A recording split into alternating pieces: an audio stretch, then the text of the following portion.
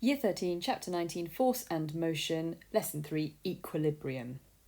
Let's start off by recapping the definition of equilibrium we learnt about in Year 12. If an object is in equilibrium, it is experiencing zero resultant force. Now, we can express resultant force as sigma F, and because force is a vector, we should underline the F there. Now, sigma, of course, means sum, and resultant refers to the sum of all the forces acting on an object. If this object is in equilibrium, the vector sum of the forces acting on that object will equal zero. And again, we have to say the zero vector. We sometimes say that forces are balanced. And because the forces acting are balanced or balance each other out, you have an overall resultant force of zero. Now, what can we conclude from this? Well, let's recap Newton's second law of motion. Now, Newton's second law of motion can be summarised as resultant force equals mass multiplied by acceleration. Now, if an object is in equilibrium, we know that the resultant force sigma F equals zero. So what does this tell us? This tells us that ma must equal zero, mass multiplied by acceleration must equal zero. Now, mass certainly can't equal zero, so dividing by m gives us a equals zero, which means the acceleration is zero for an object in equilibrium. Now, what are the implications for an object that has zero acceleration? Well, it must be travelling at a constant speed, or it must be stationary with speed equal to zero. So an object in equilibrium travels at a constant speed or is stationary.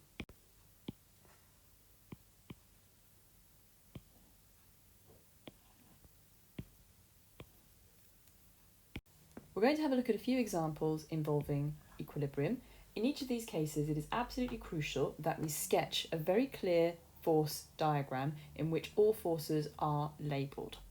So we have a particle of mass 5 kilograms resting on a rough horizontal surface. So there's a lot to start off with here because we need to put the surface in place. Let's start with that. And let's place our particle on the surface.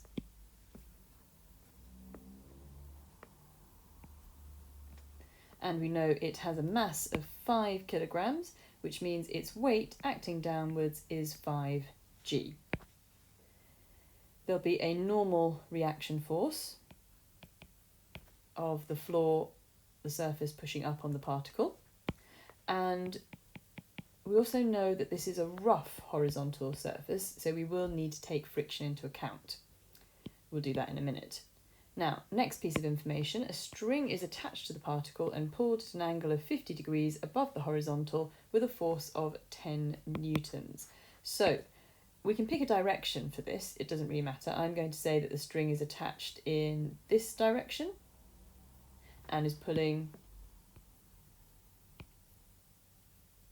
like that, following this arrow with a 10 Newton force. And let's put in our 50-degree angle here. Now, the particle remains in equilibrium. So remember that the surface is a rough surface. So it is not friction-free. So in order to move the particle along the surface, the 10 Newton force has to be large enough to overcome the frictional force experienced by the particle. As you pull harder and harder, the frictional force will increase until you get to a point where the frictional force can't increase any further and eventually equilibrium is broken and the particle will start moving because your pulling force exceeds your frictional force. However, we're not in that situation. The particle is in equilibrium, which means it is potentially stationary on this surface. Let's draw the frictional force. Now, if we are pulling the particle in that direction of the purple force, effectively it's going to try and move right. Friction opposes the direction of motion or the intended direction of motion. So if the particle is trying to move towards the right, friction will work in the opposite direction and friction will be in this direction over here. So now, we then need to see what we can work out. We are going to see if we can calculate the size of the frictional force and the normal reaction force in this example. Now, there are two ways in which I can do this. Method 1, we look at balancing forces in the horizontal direction and in the vertical direction.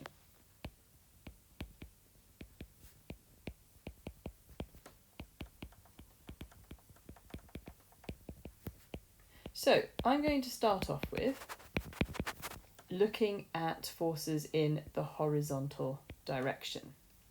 Now, what do I have acting? Well, I have friction acting horizontally, and because the particle is in equilibrium, that means the resultant force is equal to 0, which means forces must be balanced horizontally and vertically. Now, where is there another horizontal force? Well, the 10 Newton force here can be resolved into a horizontal component and a vertical component. Look at the directions of my green arrows. If I start here, from the start of the purple force, I need to go to the right, and then I need to go up to get to the end of the 10 Newton force. So look back at your notes from when we were resolving forces, it links directly to that. We have a right-angled triangle here, and the purple force has two components. It has a horizontal component, which is 10 cos 50. Now, how do I know that? It's the cosine because it's adjacent. The horizontal component is adjacent to the angle. Now, this vertical component is opposite the angle 50, so it's 10 sine 50. And the arrows, those green arrows, show you the directions represented by those components. So, friction, going left, is balanced by that horizontal component, 10 cos 50. So that gives me the size of the friction. I could work it out as well, numerically. That's absolutely fine, but I'm going to leave it as 10 cos 50 for the moment. Now, what about the vertical forces? What do we have acting vertically that we will need to balance? So, acting vertically, we have the normal reaction acting upwards, and we also have, as well, 10 sine 50. So those are the two upwards forces. Now these are balanced by 5g acting downwards. Because this particle is in equilibrium, all the forces acting upwards must balance out anything acting downwards. So everything up must equal everything down. There are two forces acting upwards, the normal reaction and the 10 sine 50, and together, combined, they must equal 5g. The normal reaction is then equal to 5g minus 10 sine 50. And again, we can work those out numerically and round our answers as well, using a calculator. Now, that's method 1, where we look at the two directions separately. Method 2 involves treating the whole system together. Now, to do this, we need to define the positive horizontal and the positive vertical direction. Now, we can do this by setting up components, an I component and a j component, and defining the positive directions for our I and j axes. So I'm going to take going to the right as positive and going up as positive. I don't have to. I could have taken going to the left as positive. I could have taken going down as positive for the j. It doesn't matter as long as I and j are mutually perpendicular to each other. And what we now do is then take each of the forces, the pink friction, the red 5g force, the blue normal reaction, and the purple 10 Newton diagonal force, and we split them up into their I and j components based on these axes here, using the fact that the vector sum of the forces must equal 0. So if we add the forces together as vectors, they must equal the 0 vector. So start with the friction. It is minus the value of that friction, 0, as a vector. Because you've only got a horizontal force acting, it's acting leftwards, there's no vertical component, so as a vector it would look like that. What about the weight? That's got 0 horizontal component, it's got 5g acting downwards, so we write it as 0 minus 5g. The normal reaction, 0 horizontal component, but whatever the value of the normal reaction is acting upwards, which is positive. And then we've got the 10 Newton force, which we broke down into its components, 10 cos 50 in the horizontal direction, positively, and 10 sine 50, which is upwards, so that's also positive. Now this must equal 0, 0, the 0 vector. Now, from here, we can then read off the information that we want. Look at the I components.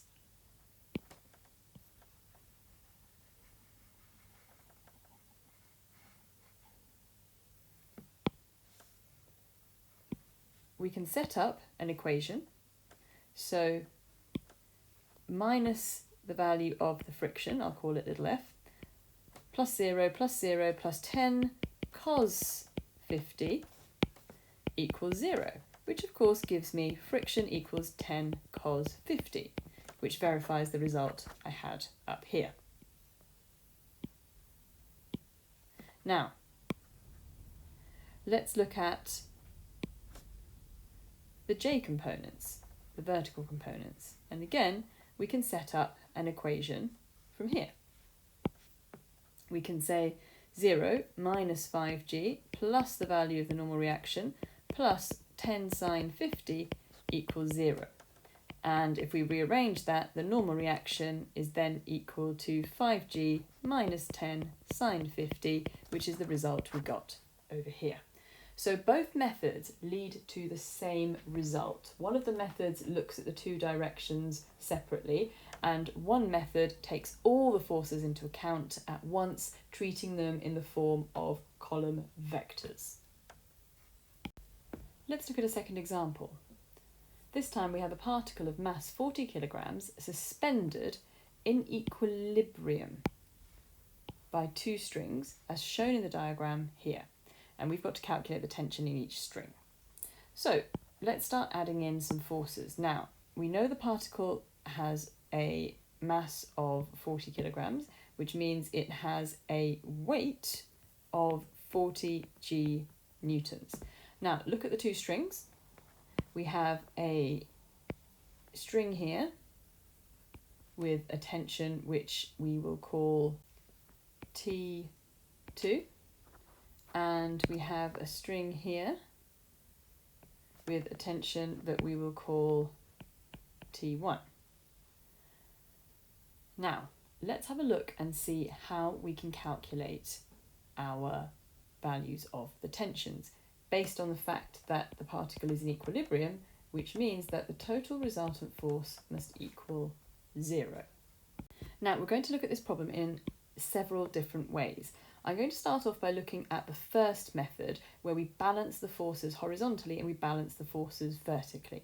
Now, to do this, we need to draw in the components horizontal and vertical for the forces T1 and T2.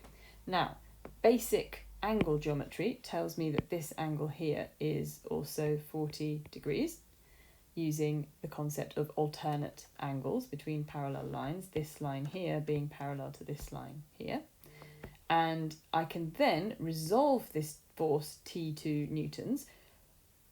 Now, my horizontal component here is adjacent to the angle 40 degrees, so it is T2 cos 40. Now, my vertical component here is opposite the angle, so it's T2 sine 40, going horizontally and vertically to the right and up. Let's do the same with the force T1. I need to go left and then I need to go upwards like that, and this angle here is 50 degrees. Then this component here is going to be, now before I do that, I'm just going to move the labelling of that force T1 over here, so it's very clear that the force T1 is the hypotenuse of this right angled triangle. So resuming, we can say that the horizontal component is adjacent to the 50 degree angle, so it is T1 cos 50, but note its direction, it's going to the left, that's important. And then the vertical component, like that, is opposite the angle 50 degrees, so it is T1 sine 50 degrees. So I can now look at balancing components horizontally and vertically. Let's start off with balancing horizontally. That's a little bit easier. So can you see that we have the T1 cos 50 in orange left, which is balanced by T2 cos 40 in purple going right. They balance each other out very nicely. Now, if we look at this vertically, there's a bit more going on. We have the T1 sine 50 going upwards in blue, plus the T2 sine 40 in pink going upwards, and both of those are balanced by 40g going downwards. Now, we essentially have a pair of simultaneous equations here to try and solve. There are lots of different ways in which we can do that. I am going to rearrange the first equation, so it tells me that T1 is equal to T2 cos 40 divided by cos 50. And if I substitute that into equation 2, this then tells me that I've got, rather than T1 sine 50, I can replace that with cos 40, T2 cos 40 over cos 50. So I have T2 cos 40 over cos 50 multiplied by sine 50 plus T2 sine 40, and that equals 40g. Now factorise T2 out. So we have cos 40 sine 50 over cos 50 plus sine 40 equals 40g. And then from here we can use a calculator to work out our value of T2, and we can substitute back into equation 1, the rearranged version of it perhaps over here, to work out our value of T1. So here are the answers: 250 newtons and 300 newtons to 3SF. Now, we're going to have a look at the same question in another way. Now, let me draw in this horizontal line here, which is parallel to this line here, and we can draw in the components again for T2 and T1. So here's the horizontal component of T2, here's the vertical component, and here is the horizontal component of T1, and here is its vertical component, like that. Now, we know that this angle is 40 degrees, alternate angles, this angle is 50 degrees. We can look at splitting T1 and T2, again, using the concept of I and j vectors. So I is going to be horizontal and to the right, j is going to be vertical and upwards. So let's split these forces up into their I and j components and use the fact that the vector sum of the forces is equal to 0. So they add together to equal the 0 vector. Let's start with the 40g force. It has 0 horizontal component, it has minus 40g vertical component, like that. Now, what about T2? Well, we know there's this component here, which is, and as with last time, I'm just going to relabel T1 and T2 so they are more clearly labelled on their actual positions where those forces are acting. Let's start with T2. So we know that this component here horizontally goes to the right, so it's T2 cos 40, cos because it's adjacent to the angle 40 degrees, and this component here upwards is T2 sine 40.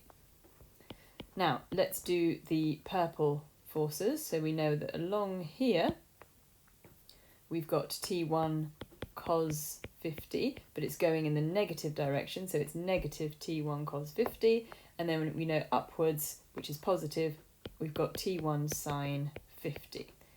Don't always assume that horizontal forces are cos components and vertical forces are sine components. That's not always the case. It depends on the position of the component in relation to the angle that you are using. If, for example, with T2, we had decided to use this angle here instead, which is of course 50 degrees, then this component would have been opposite, as it's a sine component, and this component here would have been adjacent and would have been a cos component. So it depends on the position of each component in relation to the angle. I am, however, just going to remove that so we avoid any confusion for the moment. So each of our forces has been written as a vector in its I and j components, and that is then equal to 0, 0. We can then look horizontally, so looking at the I component section, we know that T2 cos 40 minus T1 cos 50 equals 0. Now that's a rearranged version of equation 1 from the first time that we looked at this question. And then the second part, where we look at the j components, minus 40g plus T2 sine 40 plus T1 sine 50 equals 0, and that's a rearranged version of equation 2. So we essentially have exactly the same result using the same method. Now, here is the exact same example again. We're going to look at it using the second method, where we write the vectors in the form of column vectors, each force in the form of column vectors, but rather than have I and j looking like this in these directions, we're actually going to change that, and we're going to have I and j in a different pair of directions, which is perfectly feasible as long as I and j are set to be perpendicular to each other. Now, look at the triangle. One angle is 50 degrees. So by triangle, I mean if you call that point here, if we call this point here A, this point here B, and this point here C. Look at that triangle ABC. 50 degrees, 40 degrees, that means the missing angle at C, angle ACB, must be 90 degrees. So the directions of those forces T1 and T2 must be perpendicular to each other. So I'm going to choose the j direction to be in the direction of force T1 and the I direction to be in the direction of force T2. Now, that means when I resolve the force T2, it has an I component which is of magnitude T2, but it has no j component, it has nothing in the perpendicular direction.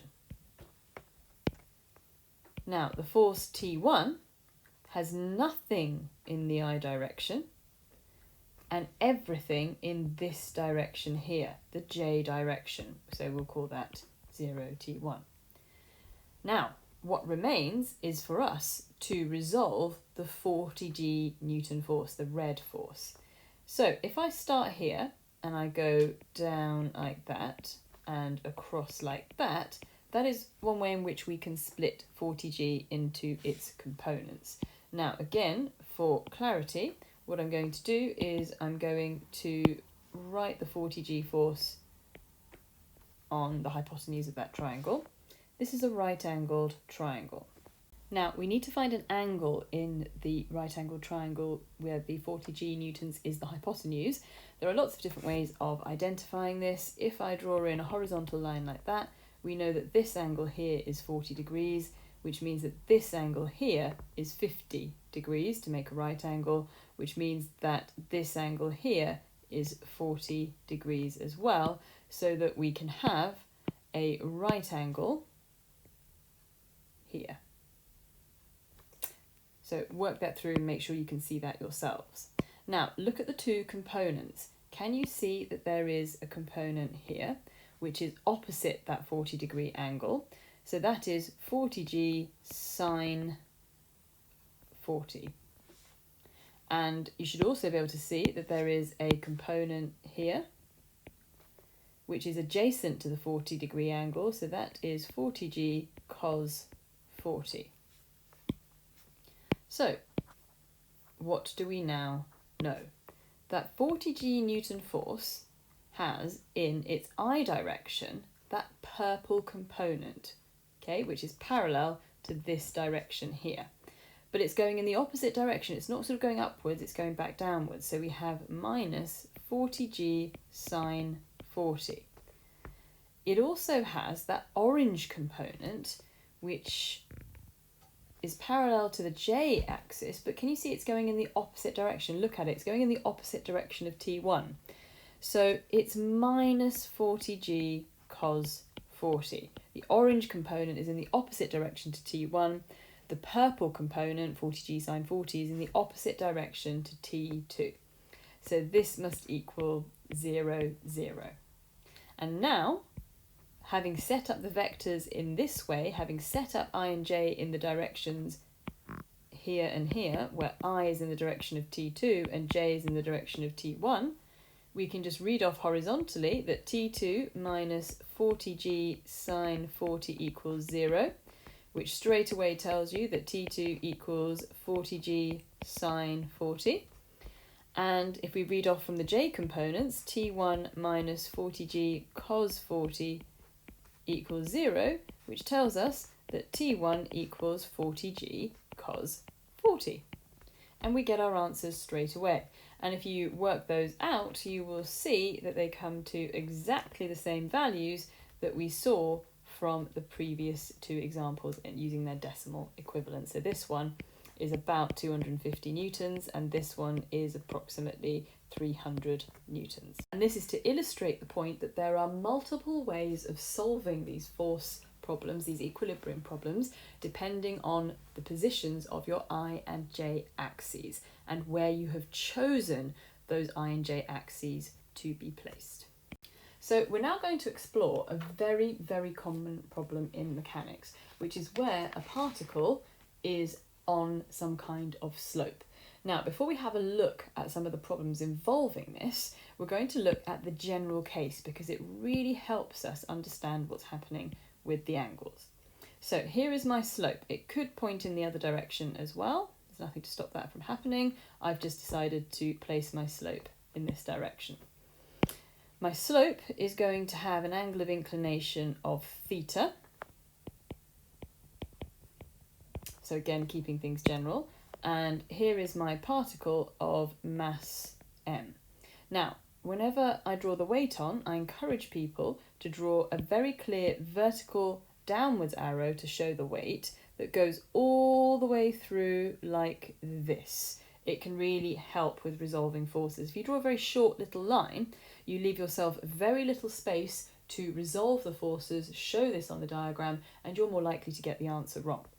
Now, if the mass of the particle is m, its weight must be mg. Now, there will of course be other forces acting. There may well be a normal reaction force. Now, where would the normal reaction force act? So, normal reaction is always perpendicular to the surface of contact. So, the normal reaction force will be the surface pushing up on the particle in a direction that is perpendicular to the surface. So, let's draw that on like that.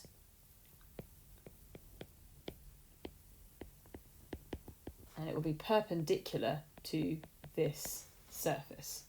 Now, there could be frictional forces acting as well. Let's imagine that the particle is trying to slide down the slope. Remember, friction opposes the direction of motion or the intended direction of motion, which means that friction would be acting up the slope. And remember that friction acts parallel to the surface of contact. Now, don't always assume that friction will be working up the slope. If, for example, the particle is being pushed up the slope, the friction, if it exists, would be in the opposite direction, acting down the slope. Now, I actually want to ignore the normal reaction and the friction for the moment because I want to concentrate on the weight. And I want you to really try and understand how we resolve that vertical force, blue force, mg, into its components. Now, quite often with these force topics, when you're dealing with examples where the particle is on a slope like this, we don't tend to choose I and j as our horizontal and vertical directions, partly because the only force that tends to be acting vertically is the weight, and you very rarely find anything else that's purely vertical. Now, look at the friction and the normal reaction. They are perpendicular to each other, a bit like the two forces T1 and T2 in the strings in the previous question. So it actually makes perfect sense. So rather than having I and j in these directions, to have I and j, so they are like this. So I is parallel to the slope and j is perpendicular to the slope. So they're in the directions of the friction, I, and the normal reaction, j. So what do we do with the weight? Well, I would draw in a line opposite to the normal reaction, like that, which shows you the component of the weight that is perpendicular to the slope. You then want a line that's parallel to the friction and parallel to the slope, like that, which is the component of the weight that is parallel to the slope. Now, that's a right angle here. And because the weight is vertical, this is a right angle here. Now, because that's a right-angled triangle on the left-hand side here, this angle, which I'm going to label in purple, has got to be 90 minus theta. Now, look at these two. Can you see that's a right angle? Which means this angle here has got to be theta. And it will always be theta for these sorts of examples. So you can just straight away add that theta into your working when you do these questions. So what about the components we were talking about previously? So we know that this component here, if I just highlight it there, this component here is adjacent to that angle theta. So it is the component mg cos theta. Now, what about this component down here?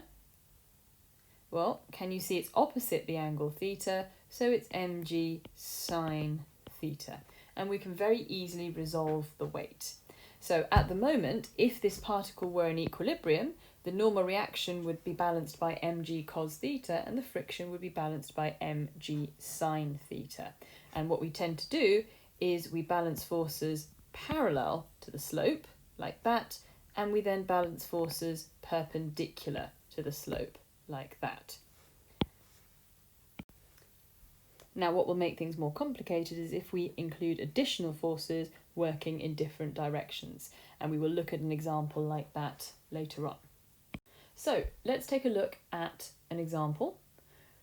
We have a brick of mass 5 kilograms at rest. Now, this is really important. Whenever you see that terminology here, the fact that the particle is at rest, that means it's stationary. And of course, what does it mean if something is stationary? It means it is in equilibrium, so the resultant force is equal to 0. So, a brick of mass 5 kilograms is at rest on a rough plane inclined at 50 degrees above the horizontal. So, here is my diagram. And I've got my slope 50 degrees above the horizontal.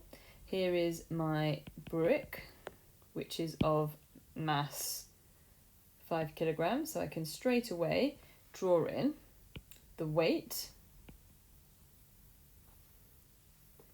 which is 5g. And remember the normal reaction, it will be perpendicular to the surface of contact, like that. Now it's a rough plane, so there will be friction. We can assume that the particle is going to aim to roll down the slope. If you've ever placed anything on a slope, it will always try and roll down the slope. So that means that friction will be opposing the intended direction of motion, and friction will be acting up the plane like that. And we have to calculate the value of the friction and the normal reaction force. So my first job, I am going to draw in these components here and here. So I can then put in this angle. Now think back to the generalization we did just a moment ago. We know that this angle here is the same as theta, so that is 50 degrees. Now this component here is adjacent to the angle, so it's a cos component. It is 5g cos 50. This component here is opposite the 50 degree angle, so it is 5g sine 50. Now, we know we're in equilibrium, forces are balanced. I'm going to balance forces parallel to the slope.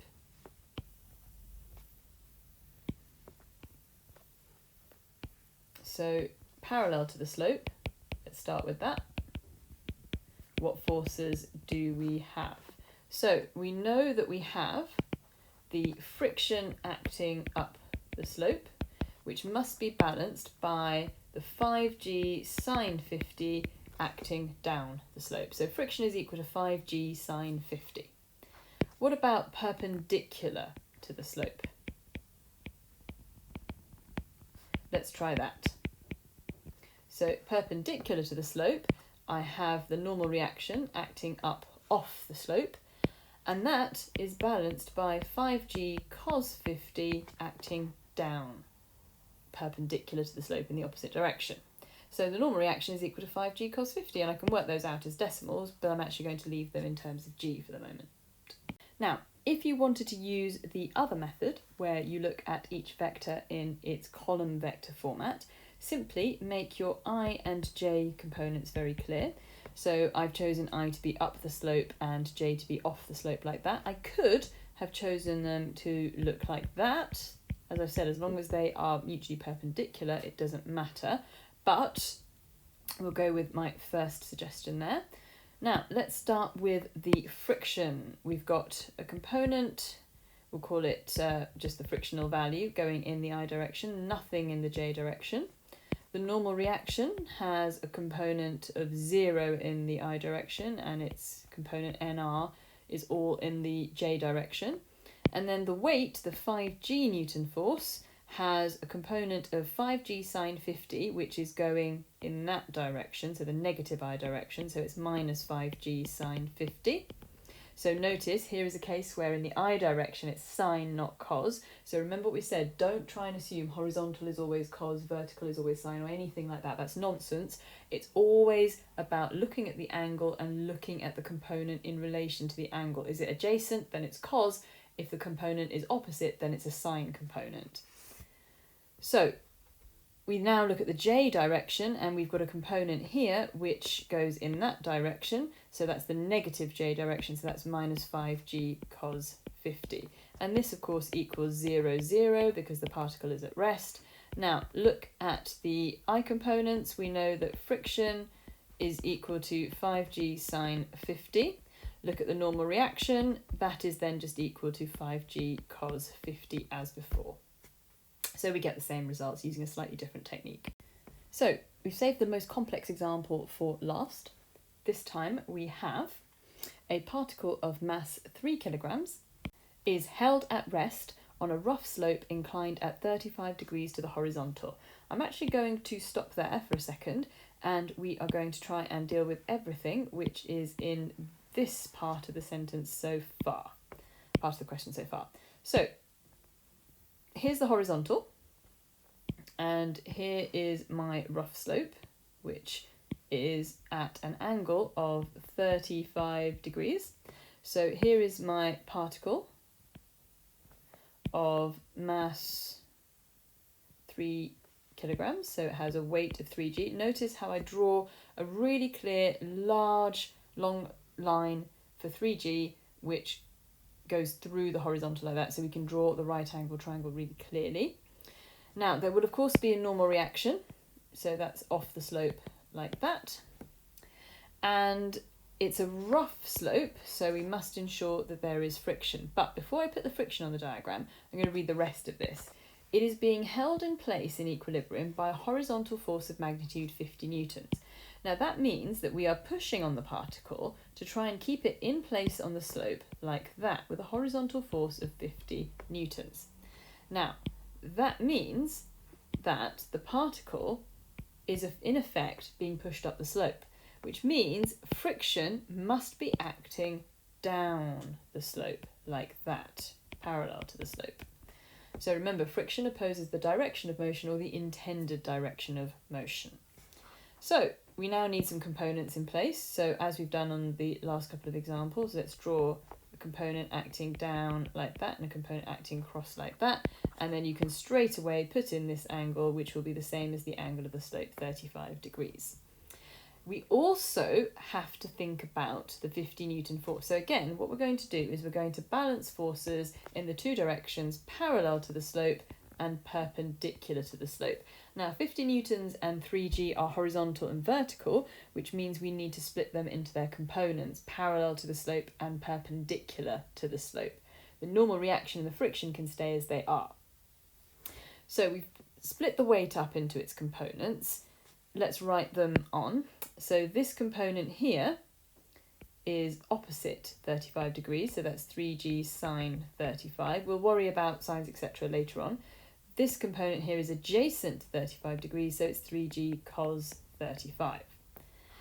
Now, we need to do the same with 50 newtons, so start at the beginning here.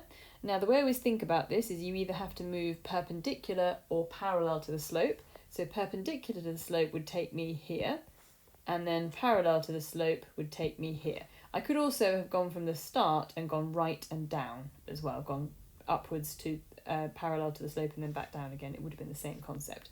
There's your right angle here, and because of alternate angles, we can label this angle here as 35 degrees.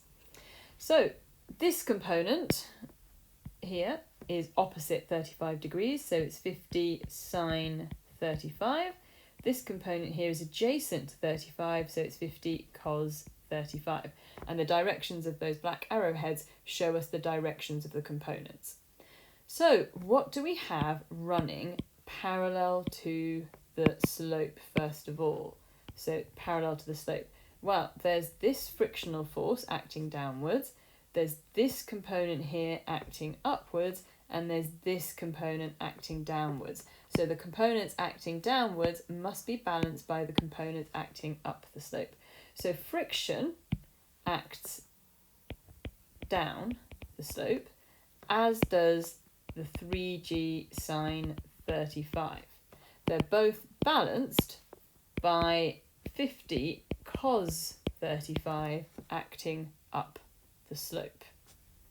So I can rearrange this, and it will tell me that friction is equal to the 50 cos 35 subtract the 3g sine 35, and that gives me a frictional force of 24.0944 ...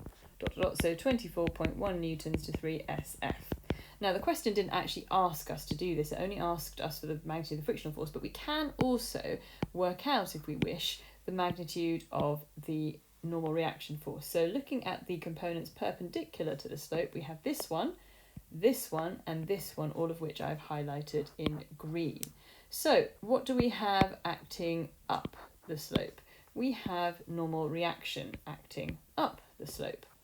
Now, this has got to be balanced by the components acting down the slope, which are the 50 sine 35, part of the green 50 Newton force, and the 3g cos 35, that's also acting downwards, as in opposite the slope, so in the opposite direction to the normal reaction force. So perpendicular to the slope, we have 3g cos 35 and 50 sine 35, both acting in the downwards direction, and we have the normal reaction also perpendicular to the slope, but in the opposite direction to those two. So we can work that out on our calculators, and that comes to a value of 52.761 ... so 52.8 newtons to 3 SF.